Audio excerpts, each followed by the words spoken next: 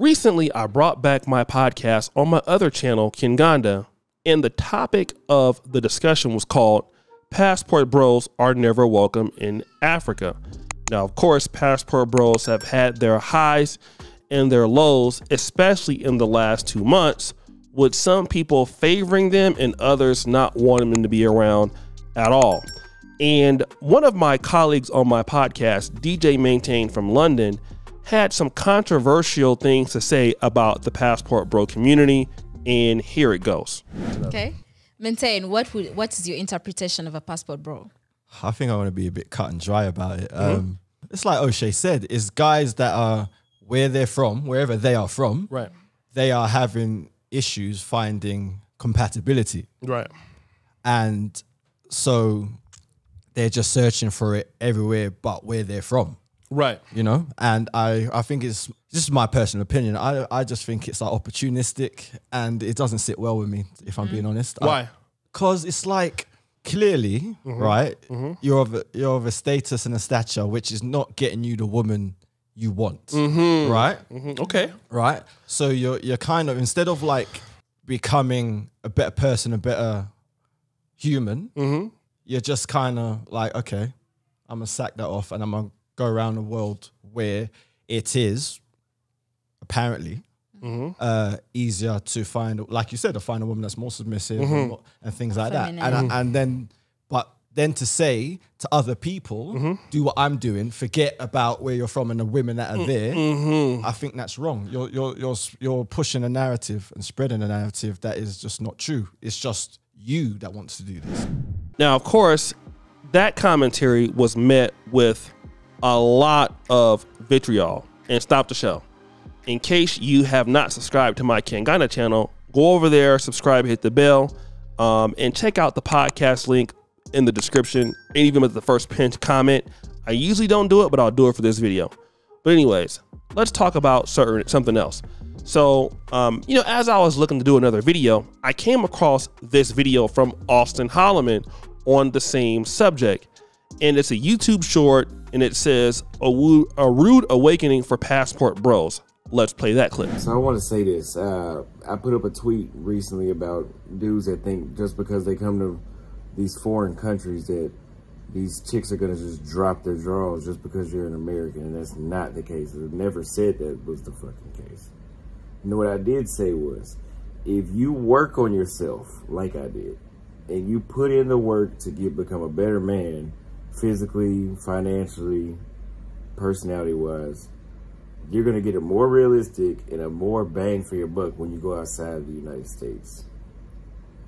You know, somebody commented, oh, y'all making it sound like it's not worth going overseas anymore. If you thought that, oh, I'm going to just tell a chick I'm an American and I'm going to get you're not a celebrity, dude. So if you feel that way, yeah, don't go overseas, because that's not going to work. But if you work on yourself, you're going to get 10 times more out of somebody overseas and a lot more appreciation than you would have got in your home state, because it's really that bad. So guys, I want to really discuss that because, again, living someplace and visiting someplace, those are two different concepts. And what a lot of men are saying is, well, all right, the women in America are, you know, very entitled, and I don't have a whole lot to gain from them, so I might as well go overseas. And that can be true.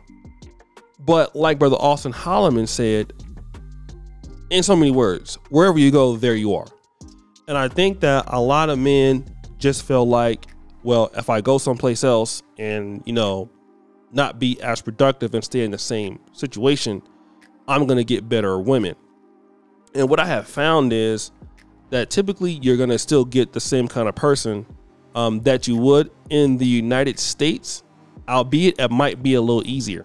And what I mean by this is that most people, if they're in the elite class, they're still not going to deal with you.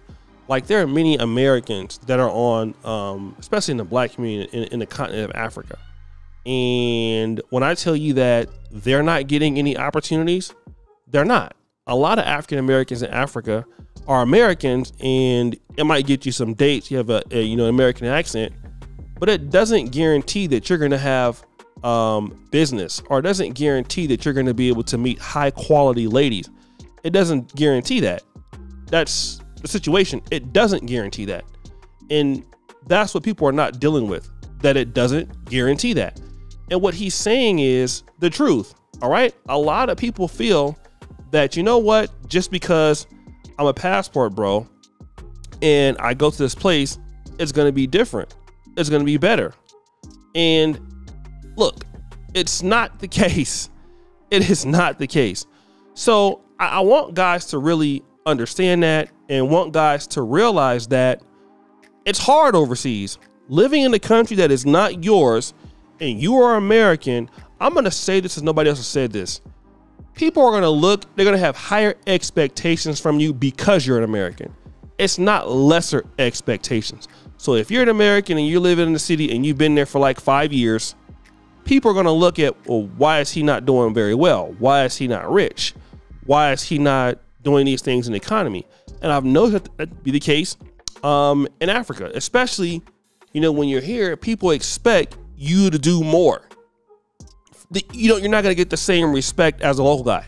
So they expect you to be evolving. And the top people, let's say the women that you might think are going to be the best for you, a lot of these ladies who are coming from good families or upper middle class families, they've been around. They've been to the UK. They've been to the United States. Some of them have dual citizenship. So, and it's hard to get some of the higher quality women if you're not that kind of person. Like, if a woman is, when you're coming to another country as a passport bro, you got to understand you are not in the top 25% of that country. There are guys who have real huge business in these countries. Young guys. I'm talking about their families are rich. They got maids. They have servants. They have 6-7 farms. They have huge manufacturing outlets. They're filthy rich. All right. They have resorts. They have hotels.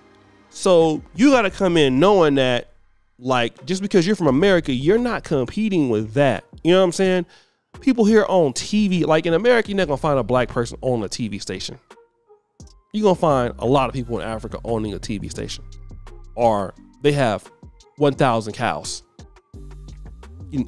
They have, layer farms that produce, like, let's say 1,000 trays a day. And each tray is like $3. So $3,000, if not more money. They sell fertilizer. They're getting rich off of things that we would never even think about in the USA, like selling fertilizer or selling chicken feed or just making millions of dollars off of that. We don't think about things in those terminologies. So when you come over here, you're dealing with people who are doing very well.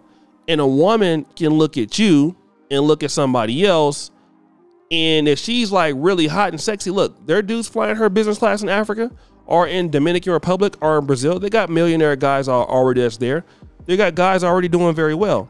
So you're not doing nothing that hasn't been done before. So you should keep that in mind, guys. There are guys doing a lot better than you. And like he said, you have to improve yourself. If you really want the better quality of anything, like the more productive you are in any country, the better it's going to be. And women are not going to just throw themselves at you because you're American, especially if they're seeing more Americans a lot. They're not going to be impressed. Like, they're going to be impressed by guys who are doing better. And obviously it's going to be easier, but again, you still have to do the work. And that is something that I have found here in the continent. I've had to, produce more, up my stuff, learn how to do things better to get access to even better people. Like, elites are not going to hang out with you if you're a bum. And this is the truth. If you can't produce and you can't do things, you're not going to get very far in these places. You need to be competent. So guys, what do you think? It's your boy, O'Shea Duke Jackson, back at it again with another episode of The Celebrity Junk. Appreciate you for all that you do. Subscribe to the bell. We're out.